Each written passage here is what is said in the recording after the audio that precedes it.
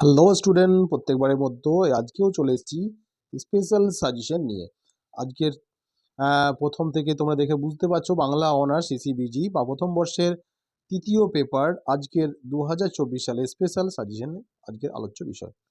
প্রথম থেকেই প্রশ্নগুলি নিয়ে আলোচনা করব, দেখে নাও। বাংলা নাটকে গিরিশচন্দ্র ঘোষের অবদান আলোচনা করো। এটা 10 নম্বরের জন্য একটা গুরুত্বপূর্ণ প্রশ্ন। প্রত্যেকেই খাতায় নোট করে নাও এই গুরুত্বপূর্ণ প্রশ্নগুলিকে। বাংলা গদ্য চর্চার ক্ষেত্রে ঈশ্বরচন্দ্র বিদ্যাসাগরের অবদান আলোচনা করো। ওকে, ইম্পর্টেন্ট প্রশ্ন। বাংলা আখ্যান কাব্যের ধারায় রঙ্গলাল বন্দ্যোপাধ্যায়ের অবদান আলোচনা করো। এটাও একটা ইম্পর্টেন্ট প্রশ্ন। এরপর চলে এসো, এখানের মধ্যে যে এগুলো সবচেয়ে বেশি গুরুত্বপূর্ণ হচ্ছে গিরিশচন্দ্র ঘোষের অবদান, এটাও ইম্পর্টেন্ট, ঈশ্বরচন্দ্র বিদ্যাসাগর এবং রঙ্গলাল। তার মধ্যে সবচেয়ে বেশি হচ্ছে তোমাদের গিরিশচন্দ্র। ওকে, এরপর চলে এসো নেক্সট কোয়েশ্চেন।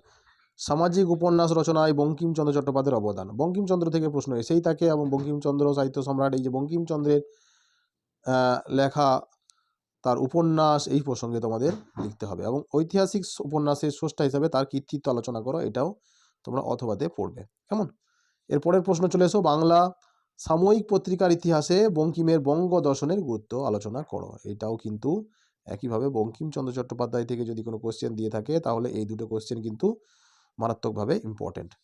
বাংলা সাহিত্যে ভূদেব মুখোপাধ্যায়ের কৃতিত্ব আলোচনা করো। বাংলা সাহিত্যে কার কৃতিত্ব? ভূদেব মুখোপাধ্যায়ের কৃতিত্ব। কেমন? ভূদেব মুখোপাধ্যায়ের কৃতিত্ব আলোচনা করো। হাস্যরসাত্মক নাটক রচনায় অমৃতলাল বসুর কৃতিত্ব আলোচনা করো। এটাও কিন্তু একেবারেই ইম্পর্টেন্ট। ঠিক আছে।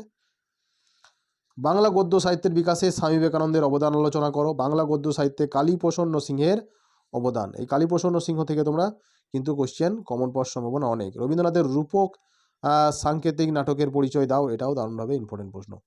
মহাকাব্য রচনায় কবি নবীনচন্দ্র সেনের কৃতিত্ব আলোচনা করো বা কৃতিত্বের পরিচয় দাও। নবীনচন্দ্র সেন এবং কালীপ্রসন্ন সিংহ থেকে প্রশ্ন আসতেই। কেমন? এই মাথায় রেখেই তোমরা কিন্তু সাজেশনটা ফলো করো। তো এই হচ্ছে, পাশে দেওয়া আছে কোন প্রশ্নটা কত নম্বরের জন্য ইম্পর্টেন্ট, এখানে দেওয়া আছে। অতএব 10 নম্বরে যদি করো 5 নম্বরের কোনো অসুবিধা হবে না, কিন্তু 5 নম্বরের করলে সেটা নোটটা অনেকটাই ছোট হয়ে যাবে। কেমন?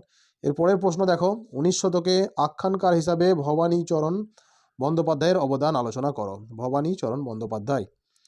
কেমন? ভবানীচরণ বন্দ্যোপাধ্যায় থেকে যদি আখ্যানকার হিসাবে একজনের নাম আসে, সেক্ষেত্রে ভবানীচরণ বন্দ্যোপাধ্যায় কিন্তু দারুণ ইম্পর্টেন্ট প্রশ্ন। সংবাদ প্রভাকর 5 নম্বরের জন্য, এবং ভারতী পত্রিকা তার সঙ্গে মাসিক পত্রিকার গুরুত্ব আলোচনা করো। কেমন? এই কয়েকটি প্রশ্ন তোমরা একেবারেই কোনোভাবেই মিস করো না, এগুলো গুরুত্বপূর্ণ প্রশ্নের তালিকায় রয়েছে। 2 নম্বরের প্রশ্নের কোনো সাজেশন দিচ্ছি না। ওপরের প্রশ্নগুলি থেকে, ওপরে যে প্রশ্নগুলি নিয়ে তোমাদের আলোচনা করলাম, সেই উপরের প্রশ্নগুলি থেকেই তোমরা 2 নম্বরের কমন পেয়ে যাবে। ওকে, তো প্রত্যেকেই আমাদের সাজেশন ফলো করো এবং চ্যানেলটিকে সাবস্ক্রাইব রাখো। ইউটিউব এই চ্যানেলটি তোমাদের নেতাজি সুভাষ মুক্ত বিশ্ববিদ্যালয় সংক্রান্ত বিভিন্ন আপডেট নোটিফিকেশন সময় মতো তোমাদের হাতে পৌঁছে দেবে মোবাইলের মাধ্যমে। প্রত্যেকে অসংখ্য ধন্যবাদ আমাদের সাথে থাকার জন্য। Thank you so much.